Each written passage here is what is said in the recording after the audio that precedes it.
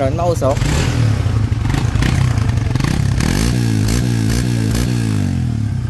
Okay. Oo nga.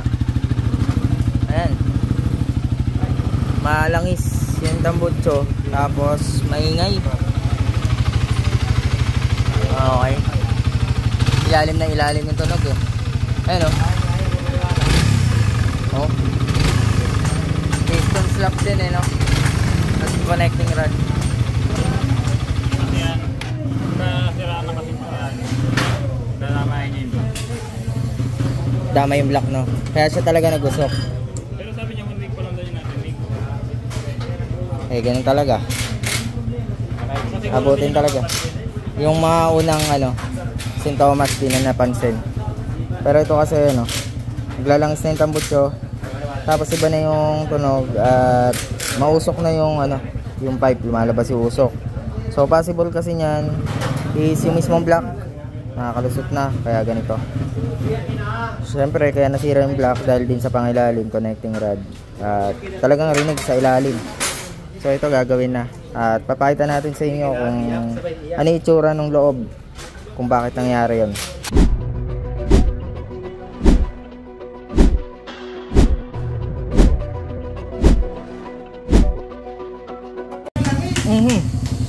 Meron. Kaya pala ka eh. Sama to. Ito.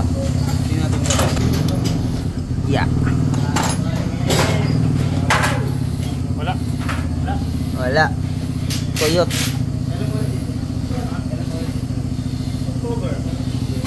Wala na ulit change oil. Last year daw. Last year. Last year pa. Oh, pero okay pa yun. Alam mo bakit? Ano mo? Bakit may racket? Hindi, pagka ganyan, may tama yung block yan. Hindi, naubos din dahil nga nag-ano eh. Sige, salin. Salin muna tayo ng use oil. Good pa na use oil. Goods na use oil. Oo nga no. Sana all. Tinatahimik yun na yun eh. Yun na yung narinig eh. Nagsimula na eh. Tumahimik na na. Wala. Ayaw pa rin. Hingay pa rin. Wala talaga. Oo. Siguro mga 3 litro pa. Yan, bibiyakin talaga. Diretso baba na yan.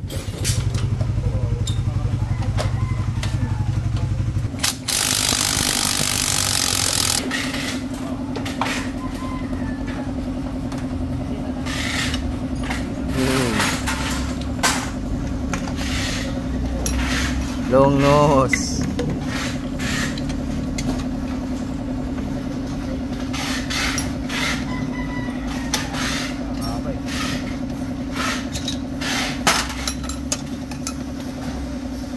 Okay.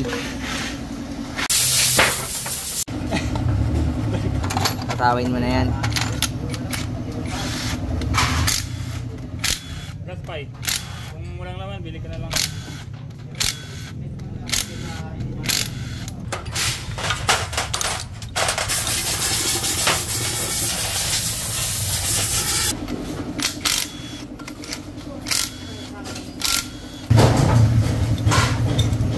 DJ. Sige ba gumawa? Anong problema dyan? Good ba? Kung tumagal-tagal, sira to. Oo. Hawak nga ako pa. Sige, binay mo. Isang kamay lang partida.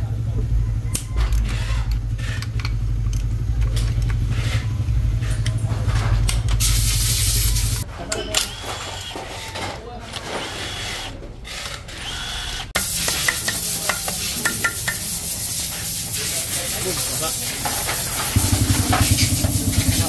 Oo nga, basa.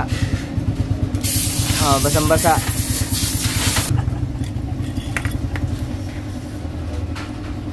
Uy, kita agad.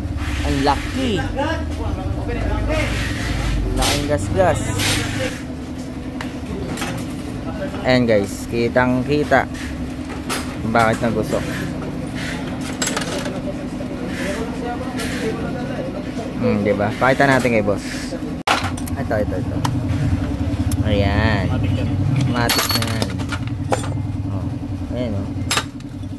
Pakita natin kay boss. Uy. Babayin natin siya dito.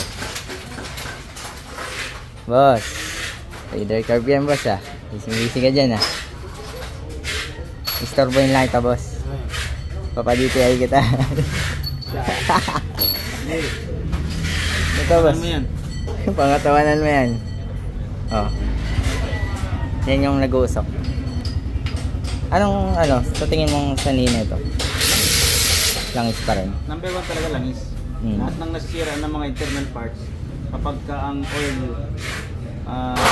kulang ang supply ng oil, pangit yung oil filter, barado, kapag mahina ang volume ng oil o ang pressure ng oil, number 1 tatamaan yung connecting rod sa ito at saka cams.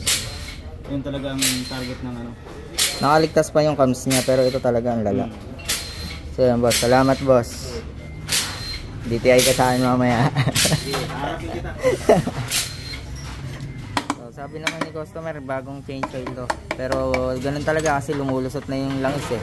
Lumalabas na sa tambutso eh. Talagang mababawas o mauubos.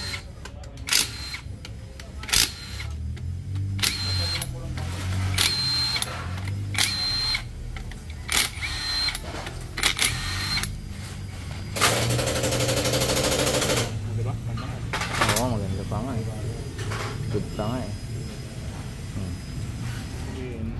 Walang ibang cost.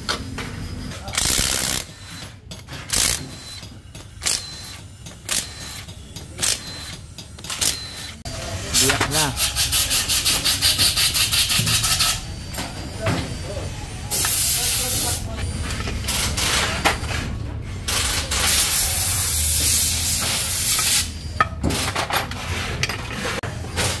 Yung mga napakalakas.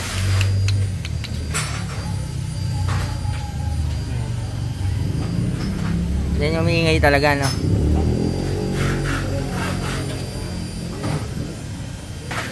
Okay na, kalas na lahat.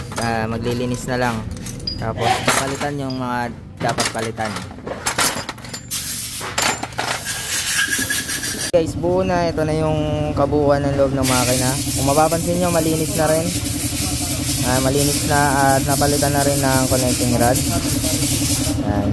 Ang ginamit natin dito is Phyto na forge para mas matibay. Linis. Tapos bubuuin na lang yung ibang pyesa hanggang ibabaw. Tapos check natin yung ingay kung meron pa rin at obserbahan natin yung makina bago natin ibigay kay customer.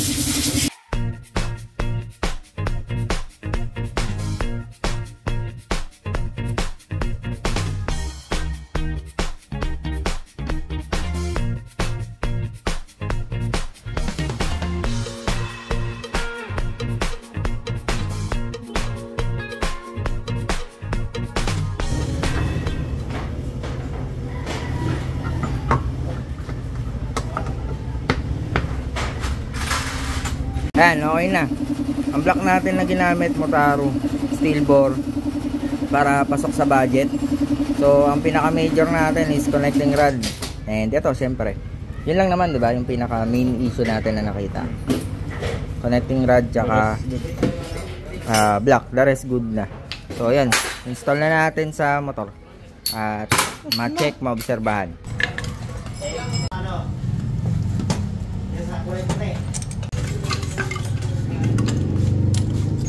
Sabihan na taba.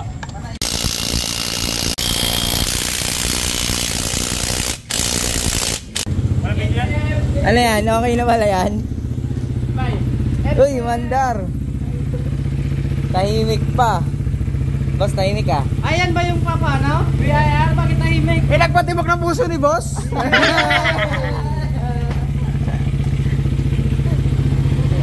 Okay na pala eh. Ayan, mandar na. All good na.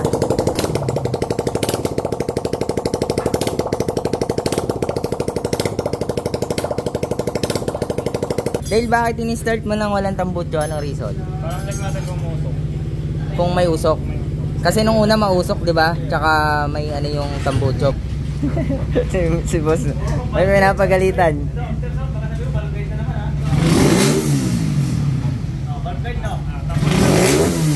So yun guys, kanina nag-start tayo ng walang tambutso para malaman natin agad kung may usok pa ba. Ni-start ng walang tambutso para malaman natin agad kung may usok ba. Every time na nagbibi ako, nagre-refresh, ganyan ang ginagawa. Diskarte yan para malaman mo agad kung may usok. Especially yung mga ganitong sitwasyon ng motor na yung tambutso nag-usok o na anuhan ng langis, no?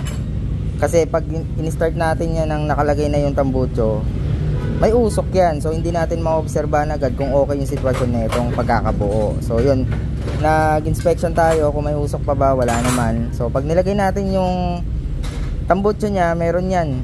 Kasi nga merong naipon na pondo doon mismo sa exhaust. Sa inspection, okay naman. Walang usok. So yun, okay na to. Ayan, nakikabit na yung tambutso.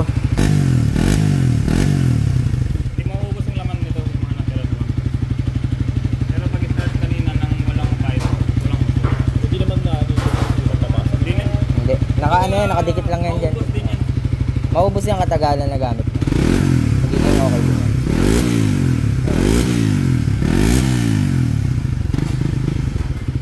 Yan, okay na to. At yung block mo, ano yan, break-in. Under break-in yan. So yan, okay na to guys. Check natin yung total. So yan, nagbigay na ng computation. Magkano? Nasa 12, Dale? Yan, estimate na ito nasa 12. Ba't 12 lang? Yung mga papalitan boss na ano, hindi naman kailangan. Hindi na pinalitan. Hindi naman kailangan palitan. Mga kailangan palitan. Yung major niya na kailangan palitan is connecting rod tsaka yung ano, yung block mismo.